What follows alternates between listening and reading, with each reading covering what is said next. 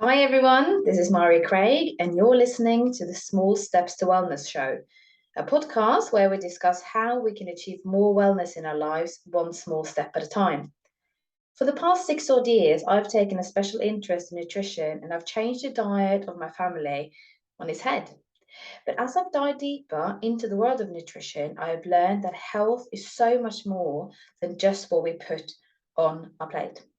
This is why on this podcast we will be talking nutrition, mental health, being in alignment, holistic health care, self care, raising children, and more. We will also be hearing stories of women's journeys to overcome trauma and what it has taught them on the way. When we share our stories, we realize we are not alone and that things can change for the better. I'm so glad to have you with me on this journey as I explore what health and wellness truly encompass. If you like what you're hearing, please consider rating the show with a 5-star rating and sharing it with your friends. It really makes a big difference. Now, on with today's show. Hello and welcome to the Small Steps to Wellness show with me, your host, Mari Craig, where we are discussing how we can achieve wellness in our lives, one small step at a time.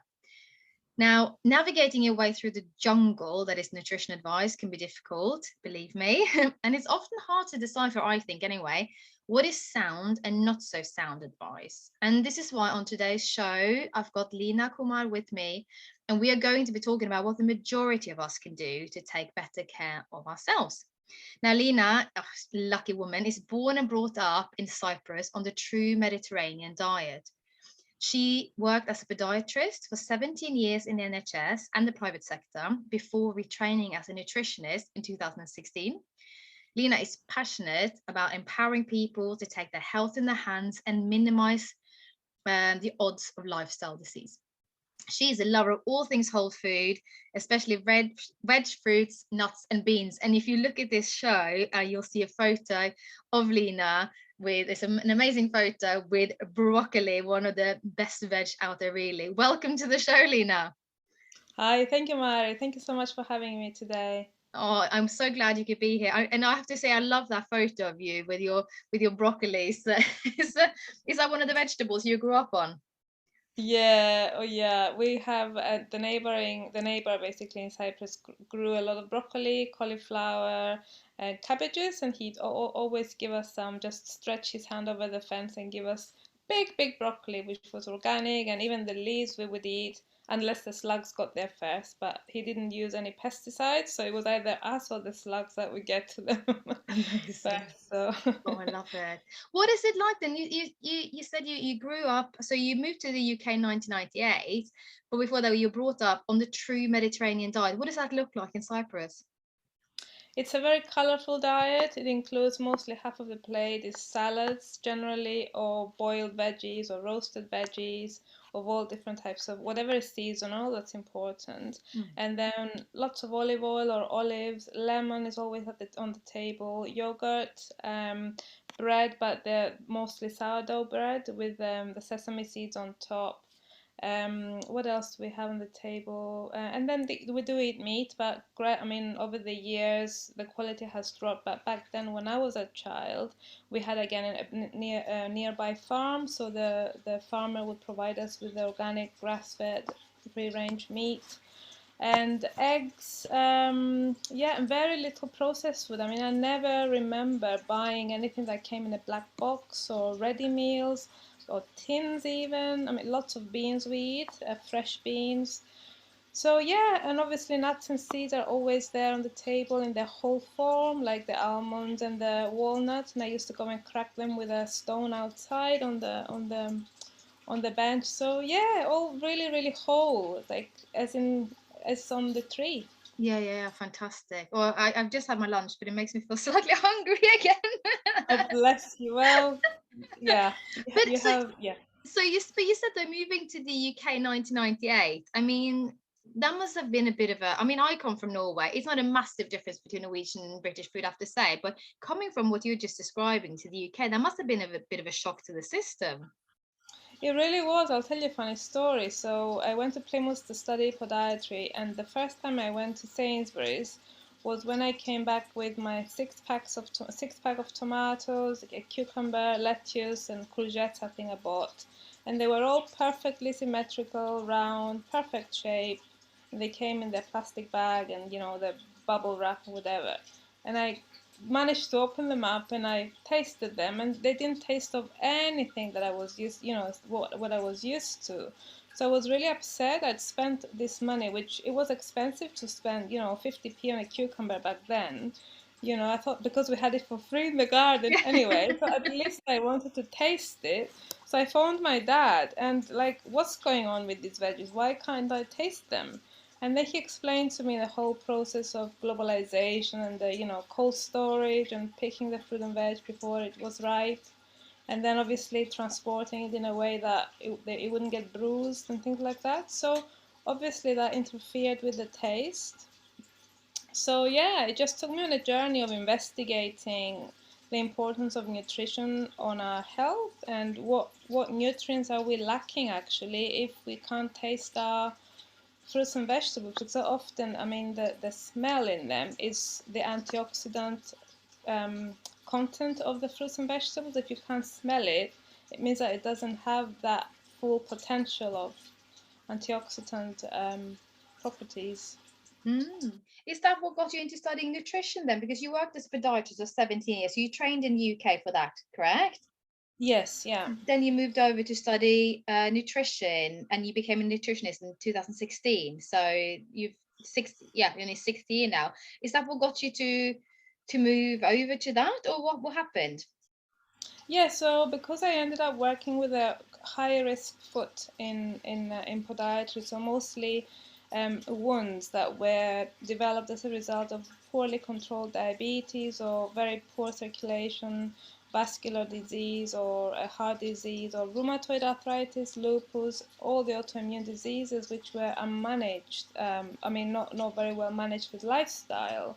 I thought to myself, I wonder how many portions of fruits and vegetables this person has eaten today to help themselves to heal from within.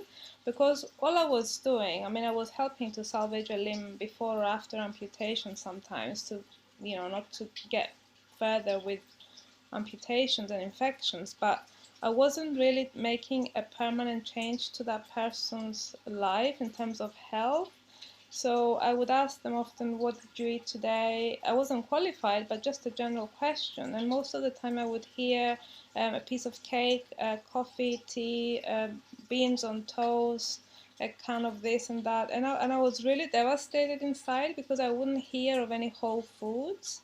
So that's what took me on a journey, and I started reading on my own and finding out the importance of nutrition in terms of human health. And then I decided that that role didn't align with me anymore. I wanted to help empower people to take control in their hands rather than be on polypharmacy and all of these expensive dressings, which are a drain on the NHS, for something that can actually very easily be prevented if one only knows how. Yeah, and this is a key thing, isn't it? Because I think often it's not our fault, it's not the patient's fault. We are not being educated on the importance of a healthy diet, wouldn't you say?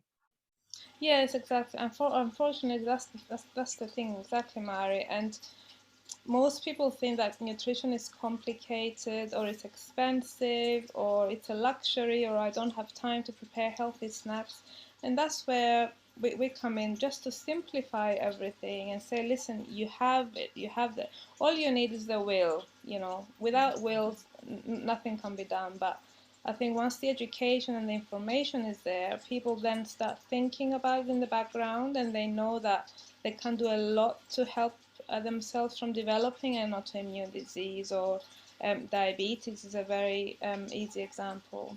So Yeah, and yeah. that's rife in society these days, isn't it? Type 2 diabetes. There's I can't remember what the numbers are in the UK, but that is certainly a disease that is growing. So you retrained and became a nutritionist. Who do you see, like, or what are the majority of issues that you now deal with on a daily basis with your clients? What would you say is the most sort of pressing issue?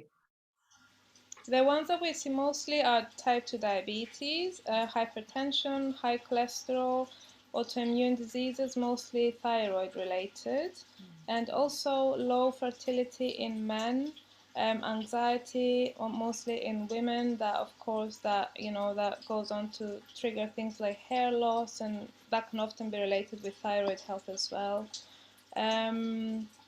Yeah, generally those are the main ones, and then other endocrine issues like pituitary problems, but they can be quite complicated. It's not something that only nutrition can fix there. But that sounds to me, and correct me if I'm wrong, that there's a lot of Western diet diseases you're dealing with.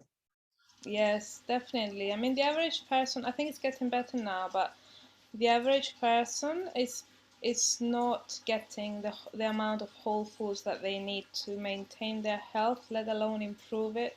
Unfortunately, because we rely a lot on the cheaper and most available snacks and foods. I mean, I know from my own family, my kids, yesterday we went out to a restaurant for Mother's Day, and what we had was very, very poor in whole foods. It was pasta, pizza, no veggies inside. You have to pay extra for those. They don't, so that's not the correct way to eat. So at least at home we have the power to create a better situation for ourselves. Yeah, that's true, because I think we're going to talk about sort of what the majority of us can do, and I think the majority of us probably wouldn't go and say, I'm never going to go out for dinner again, or I'm never going to do whatever. But I think if we can look after what we do at home and educate, especially our children, I think, on what a good plate of food looks like, then I think we empower them to make better choices when they grow up. But also, you've got that kind of like a nutritional safety belt built in at home, which means that the odd trips out here and there are not going to be completely devastating. Yes, exactly that. Yeah, it's all about education and balance, I think. Yeah. Yes, exactly. What should we be doing then, the majority of us? And I point this out, majority of us, because obviously, if you have specific health issues, not everything is going to apply to you. But what can the majority of us do then to make, as my show suggests, small steps towards better health and more wellness? Yeah, so I mean, again, it's simple. It's just about including the rainbow of foods on your plate every day, as much color as you can get. If you can get seasonal produce, it's better. If you can get organic produce, even better. But I wouldn't recommend people to get too hung up on pesticides and herbicides and worry about consuming fruits and vegetables if they're not organic. Even the non-organic produce, there is some goodness in that. So make sure you wash your produce well and peel it where necessary, and also look at the dirty list as well. So just try and the clean 12 and the dirty 12 dozen, isn't it? Dirty dozen and clean dozen. So just work from those, but the more variety of whole foods you include in your diet, the better.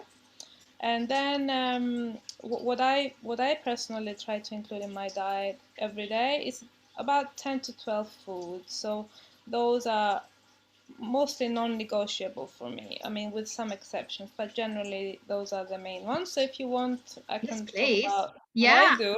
And I'm going to sit here and count to see which ones of them I include in my diet, and I try to do for the kids. And I guess the challenge here is also, we both have young children, and trying to get them to incorporate this in their diet. So maybe maybe we can work on this together. So hit me. What's on your list?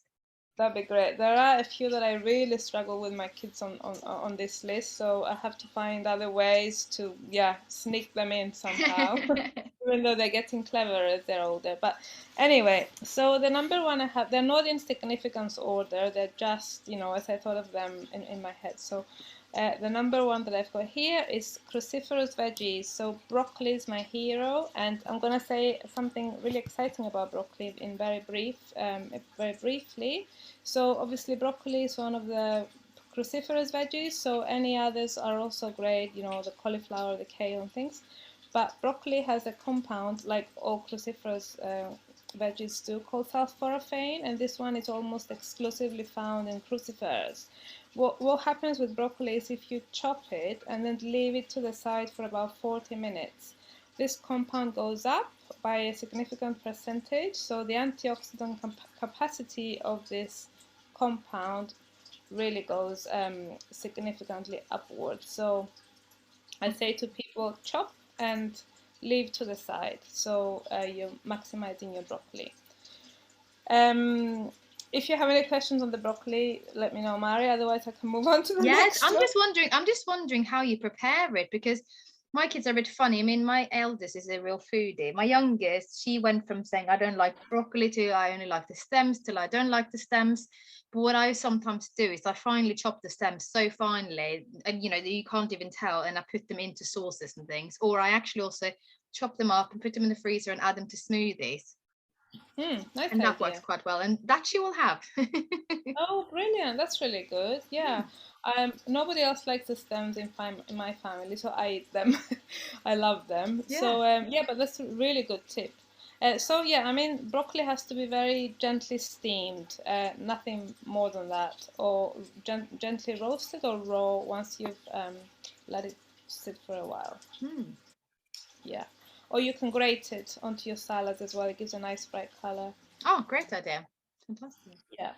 Then the next one is nuts and seeds, especially from the seed category. Flaxseed is a fantastic, amazing anti-cancer food because of the lignans it contains, and it's especially essential for prostate health. Okay, so all the seeds are fantastic. So if you don't want to just have the flaxseed, get the ground. It has to be ground because it's more absorbed. So the mixture of ground seeds is really nice to add to your whatever, to your curries, to your stews, to your salads, your smoothies. It just goes everywhere. Yeah, that's one. Ground flax seeds, and I hear you need to store them in the fridge, but that's something that is so easy to incorporate in so many things. You can sprinkle it over your salad. I actually hid some in a fish pie that I made the other day, and I made like a cheesy sauce to go with it, and I just sprinkled a layer of flax seeds on top of it all, and no one's any the wiser, but they, you know, a bit of extra nutrition. I always have a bag of flax seeds. So easy. Yeah, it doesn't taste so very much actually. So yeah, it's very innocuous. Definitely, very nice. And then nuts. So nuts, about a serving of about 30 grams every day. The top ones are almonds, walnuts, and also 2 Brazils a day provide enough selenium for protection of the thyroid gland, so for thyroid health. Oh, I'm doing well so far. I'm going to tell you how I use my almonds and walnuts. I actually make my own homemade granola. So but I use hazelnuts as well, and I use cashews and pecan nuts, and I use pumpkin seeds and sunflower seeds, and I soak them first because I find that I often react a little bit, and I don't know why, if I haven't soaked the nuts first. So I soak them and then I dry them in the oven for a little bit, and then I use a rolling pin and I just smash them up a little bit, and then I add my oats and buckwheat flakes, and you know, you got your peanut butter, coconut oil, maple syrup, and mix it all in, and voila, there's your granola. Oh, that sounds dangerously yummy, Mari. If I made that, I would eat it all at once. Yeah, that with a bit of full-fat Greek yogurt. Yeah. Oh, amazing. God, I would love the recipe, I think. I may not make it because it sounds too good, but Yeah, you know, it's so simple, and this is an interesting thing also with children, because my children are not keen on raw nuts. But if they are toasted in the oven like that, and there's a bit of a granola added, you know, in the granola shape, and there's a bit of maple syrup, it doesn't have to be much, is incredible how much better the nuts taste for a young palate. So that's yeah, top tips for nuts, really. yeah, but that's the thing, isn't it? When there's something healthy and nobody will eat it, if you make it slightly more appealing, it's much better that you find the way that they will eat it rather than not eat it at all. So absolutely, a little bit of maple syrup to get them to eat nuts is good. Yeah. What else? So berries. Berries are the heroes of, I mean, seriously, all vegetables and all fruits. Berries come first in terms of antioxidant capacity again. So I would say about 60 grams of fresh or frozen berries. So the frozen are absolutely fine as well. Or 40 grams dried. The darker they are, the better. So instead of strawberries, have blackberries. Instead of I don't know, whatever. No, cranberries are actually an exception. Instead of raspberries, have blueberries. So just going the darker, the better. They're actually second only to herbs and spices in terms of their antioxidant content. And as a group, they're 10 times more antioxidant than all other fruits and vegetables. And they can actually also, if you have berries with a piece of bread, as opposed to just bread on its own, it can blunt that insulin spike quite significantly just by adding some berries. And you're mentioning antioxidants here quite a lot. So now I know what that is, and it could be that most people listening to this know what that is. But why is it important that we eat antioxidant-rich foods? Yeah, because we live in a very toxic world. We are bombarded by toxins everywhere, you know, the air, the perfumes, the pollution outside, the things that we put on our skin, the food that we eat, you know, the processed food, even the unprocessed food contains a lot of chemicals, unfortunately. So we need to be getting a lot of antioxidants to combat the damage that these chemicals will be doing in our body. Because if we didn't eat fruits and vegetables, the oxidants would be much more, and they are the ones that can cause cellular damage. They can cause DNA damage, and that's how mutations start, and all other disease processes start with the process of inflammation. So we need antioxidants, anti-inflammatory compounds, which are very abundant in plant foods. Animal foods have them too, but much more so in the plant kingdom. Yeah. This is important because you also mentioned that the majority of clients that you have are clients that struggle with some form of illness that is often that has been brought on potentially by inflammation in the body. Am I right? Yeah, exactly. And the number one, unfortunately, source is stress. We're all stressed. We're not breathing properly. We're not moving enough sometimes, or sometimes too much. We're not keeping ourselves hydrated enough. We're not sleeping enough, and we're not getting enough fresh food every day. So those can trigger the start of inflammation, which, if left unlooked at, can go on to become a diagnosis further down the line. This is so important. And I know we're on the list of 10 foods, but this is an important digression, because I think also we're talking about food here, but you can have a great diet, but if you're not addressing your stress levels, then there is only so much better you're going to get by food on its own. It's all we kind of need to look at health from a holistic perspective, wouldn't you say, and take into account how a person sleeps, how well they hydrate, what their stress levels are, and look at all of that in order to heal a person. Yeah, exactly. Because if somebody is stressed and they're not breathing properly, they're not digesting their food properly, then, you know, everything else becomes a lot less able in the body to do what it needs to do. So definitely address your stress levels. Yeah.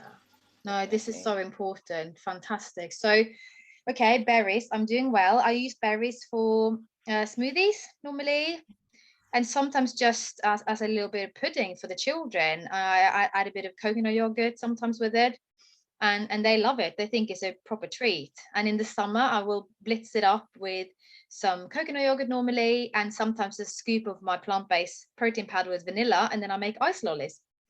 Oh, yum! That sounds amazing. And they think they're having a treat, and I can be the mummy that says yes to ice cream every day. Oh, wow! I would love the recipe for that, Mari. Definitely. Oh, I'm all making it up, but but it's a great thing to be doing. You know, coconut milk, for example, full fat coconut milk from a can, frozen berries of your choice. And if it's a bit sour, you can add, if you have that protein powder that I use or something similar, use that, or you can even use, you know, a tablespoon of maple syrup or something, or a bit of vanilla extract. Blitz it up. Happy days. Yeah. Oh, right. Yeah, I'll definitely go with that. Thank you. Yeah. Wonderful. Right, let's crack on with your list. What's next after berries? Oh, it's one of my favorite, mushrooms. Yes, love a mushroom. Yes. Why are they important? Because they are so clever. They have this compound called ergothioneine. Okay, so listen to this. This is one of the very few antioxidant compounds again. It's an amino acid. It can penetrate your mitochondrial membrane. This sounds very technical, but it's really exciting. We can explain later. So it can penetrate your mitochondrial membrane, which very, very few compounds can do, and it can reverse DNA damage within your mitochondria. Amazing. And it's the most potent in terms of being able to do this, you know, DNA reversal kind of damage reversal. And if somebody who's got seasonal allergies, wheezing, runny nose, whatever things with your immune system, mushrooms all the way. Oh, amazing. And also mushrooms are great for immunity, aren't they? Yeah, exactly. That's what. Yeah. Oh, my thing's saying that it's. Sorry, Mari. I need to maybe move myself because the laptop is saying that it's getting hot in here. So excuse me a second. Oh, we have to take whatever heat we can get, though, can't we? It's still very much spring in the UK, freezing cold in the morning, and then warmer in the afternoon. Yes, no, I was reading that, especially like the shiitake mushrooms, the maitake mushrooms, all of those are fantastic for supporting the immune system. Yeah, so those that you mentioned, as well as reishi mushrooms, Yeah. Chaga is a bit more rare, but I use it in powdered form. Yeah. And the lion's mane as well in powdered form. Yeah. And are these foods that are easy to get, the powdered forms of mushrooms? Where do you get that? Just online, just find an online shop that you trust. That's going to be very clean and, you know, no heavy metals and things like that involved in the process. So yeah, make sure. Otherwise, just go to your shop and buy any mushrooms you can get, and maybe leave them outside to get them more exposed to vitamin D, to the sunshine, so they can absorb, you know, some more sunlight as well. One more thing about mushrooms, it's so exciting. They say because of its function in the body, it's got this functional capacity. It may soon be considered the next vitamin, so ergothioneine, this compound in mushrooms, because there hasn't been an addition to the vitamin family since they discovered vitamin B12 in 1948. So mushroom compounds may be the next vitamins. Oh, that is interesting. I've got this plant-based protein powder that contains mushroom. That's interesting.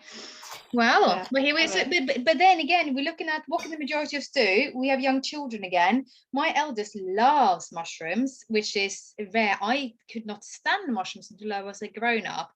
My youngest doesn't, and one option is, I think, to finely chop it and add it to like a bolognese. And you can also add finely chopped walnuts to that and have a bit of a veggie bolognese. Or if you want to use mince, you can kind of bulk it up a little bit by adding mushrooms, walnuts, and potentially also lentils, which I'm hoping you'll get onto at some point. But that's the way that I try to use mushrooms sometimes. That's a great way to do it. And actually cooked mushroom, because many veggies and fruits are better eaten raw, but mushroom is an exception. It works better in the body if it's cooked. So yeah, what you say works really well. I might try that too, actually, because I gave my kids raw mushrooms and they're like, no, mom, thanks. I'm not keen on that either. No, yeah, I have to say, I love mushrooms now, but raw mushrooms, no. Even I can't do that. And there's not a lot of foods that I won't eat. So yeah. I'm on your kids' side. All right then. Well, fair enough. There's a lot of other things we can do. Exactly. So what's next on your list, Lina? Next on my list is beans, and you mentioned lentils. Again, I grew up with this thing, so it's nothing new for us. And when we say beans and lentils in their raw form, not the tinned ones, because tins will have, some toxicity to them, and also the processing will have reduced some of the nutrient content. So just go to your Indian shop or whatever, Waitrose, you have to buy the whole ones and just soak them the day before you want to prepare them. Lentils are amazing because they don't need soaking. They're so quick to cook as well, as you know. And lentils are fantastic as a prebiotic fiber for your gut bacteria. And they also, again, slow down the absorption of carbohydrates after a meal. So they make you feel full for longer, and they slow down that insulin spike after a meal. So really nice addition. And also beans, if somebody's got high cholesterol, what they can do is for 2 months, every day, if they consume 130 grams of cooked pinto beans, the research was done on, they can actually reduce their cholesterol by 19 points, which is huge. No drug can do this. Wow. But every day has to be, yeah. So one thing that I heard from what you said now is that all my cans of beans that I got in my house are no good, or can I still use them? You can use them, just rinse them well, Yes. and seriously save yourself lots of money by buying the whole version. It's a Yeah, lot more economical and tastes so much better. You'll be astounded got it. at it. Yeah. So I've been going sort of a little bit in circles on this, that I used to just do dry, and then I would soak them, and then I would cook them, and then do the whole thing that you're explaining. But my sort of Achilles heel is meal planning. I'm not very good at it, but I like to have a whole pantry stocked full of things, so hence why the cans came back. One thing that I do use my beans for, I use butter beans, and I blitz them up. Lovely. And I add them to pancake batter. Aha. And nobody Amazing. knows. Oh, that's clever, Mari. I'll tell you another clever thing is to add them to your porridge, because they taste of nothing. And yeah, so any white beans, cannellini, butter beans, pinto beans, just mash them up and put them in your porridge. And you can add them to smoothies as well. I haven't done smoothies, but I imagine so. But be careful for it not to become too thick if you're giving it to the kids. They'll start questioning it. Yeah. But, And maybe in a white sauce even.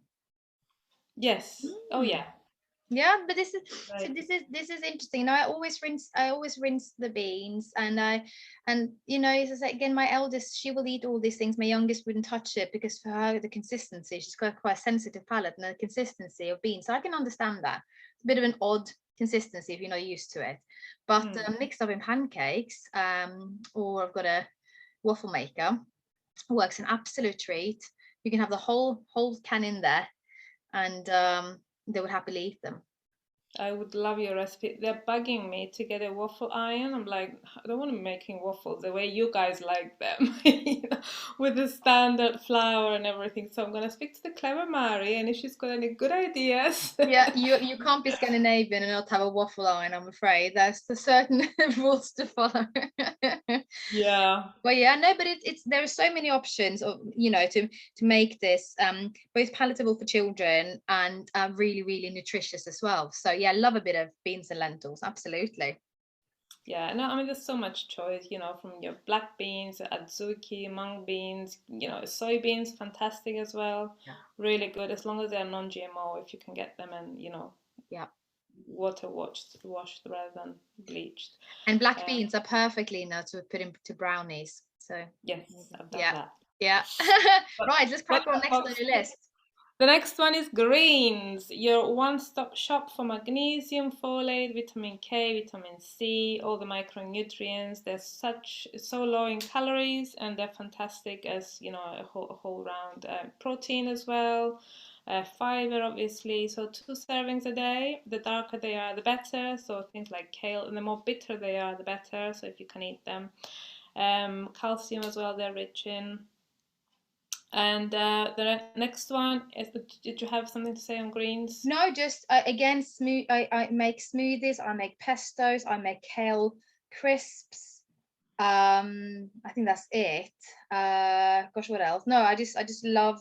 They make for such a beautiful color, and as you say, they are so important. Like when children, I mean, my eldest has got a bit of growing pains, and magnesium helps relax muscles, so it's brilliant for those kind of issues as well, I think.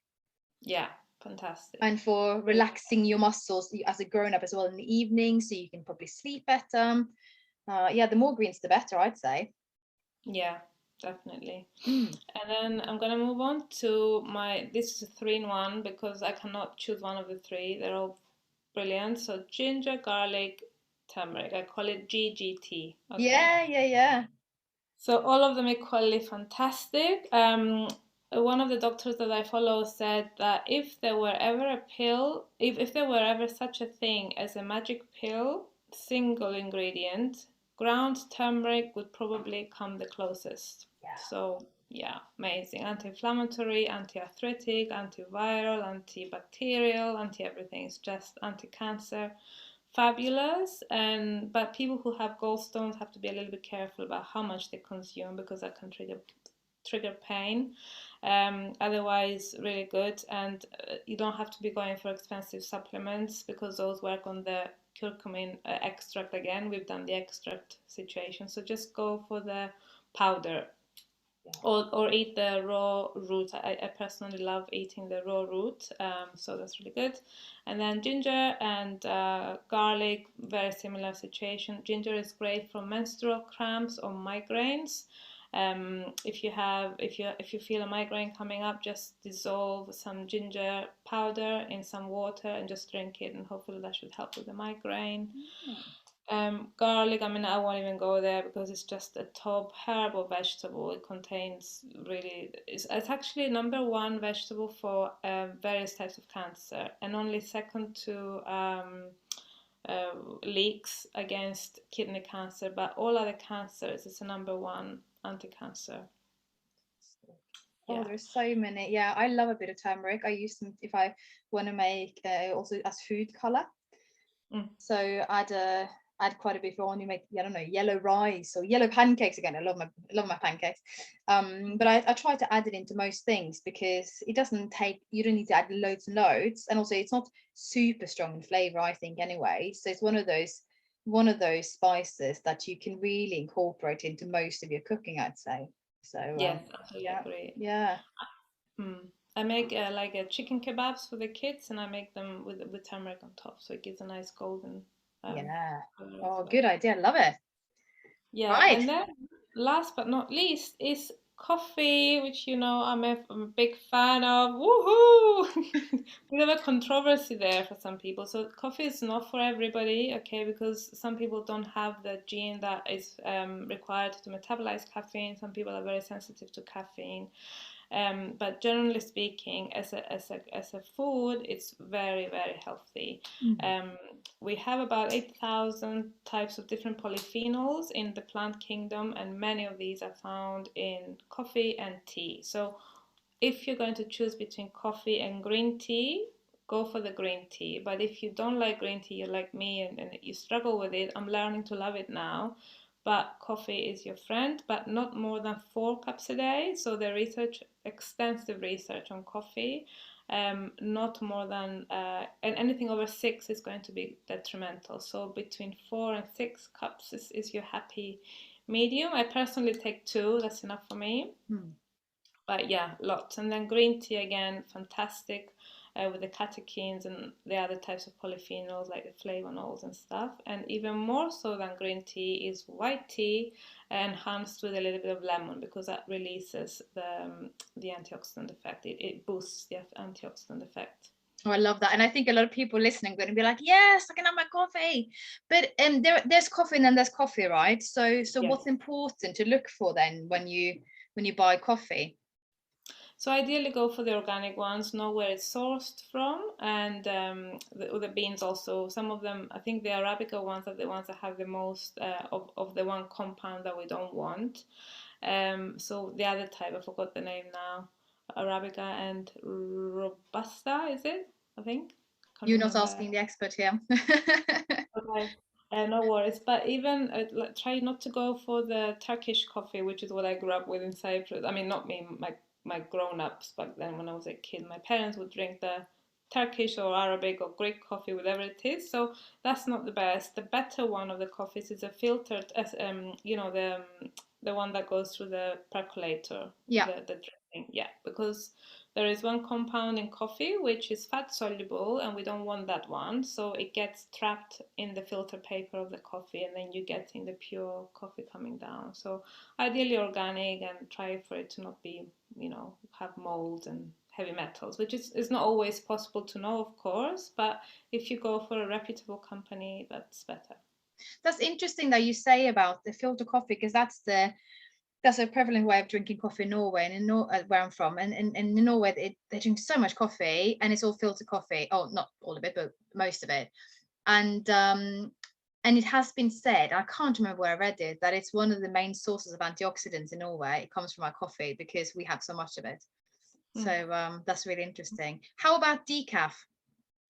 Yeah, decaf is fine. So it's a bit controversial, because some people say that it's the actual caffeine that has the beneficial effect. Others say that it's not, it's all the other compounds as well. So for the decaffeinated one, I would go for the one that's Swiss water processed, so that it's okay, that's what That's you what I'm have. having at the moment. Yeah. Brilliant. It's worth it. You're spending a little bit more, but it's really much better for you. Yeah, so I can't be sure. I haven't read enough of the research in terms of decaf or caffeinated, but I believe that if you like it, you will be getting some benefits from it as well. Yeah, fantastic. Yeah, and it's important what we're saying about the decaf being Swiss water wash, which means that it hasn't got any chemicals in it from the decaffeination process. Because what we're talking about here, you mentioned it earlier, that we are exposed to so many toxic chemicals all the time in our modern lifestyle in this world, and we want to use food to help us reduce it. But then if we're going to go for a decaffeinated version of a coffee that has used chemicals in the decaffeination process, then it's kind of we're getting chemicals into us that we really want to try to avoid. So that's quite important, actually. So Swiss water wash, as I've learned the last few years, is the process that you need to be looking for. And there are more and more, I think, coffees that will say that on their label as well. Yes, true. And it's again about meeting the person where they're at, Mari. So for example, if somebody is going to have a milkshake instead of coffee, then I would say if you're going to go for decaffeinated coffee instead of a milkshake, that's a better choice. So it just depends on what, that balance is, what the other choice would be. So yes, definitely if somebody's drinking top quality coffee and then they're having a not so good decaffeinated, then of course that has to be considered. Yeah. Where would you say that people should start then? Because for me personally, my lifestyle, and this is where the name of the show comes from as well, I've taken small steps and one thing at a time. Is that what you advise your clients to do, or where do you start with them?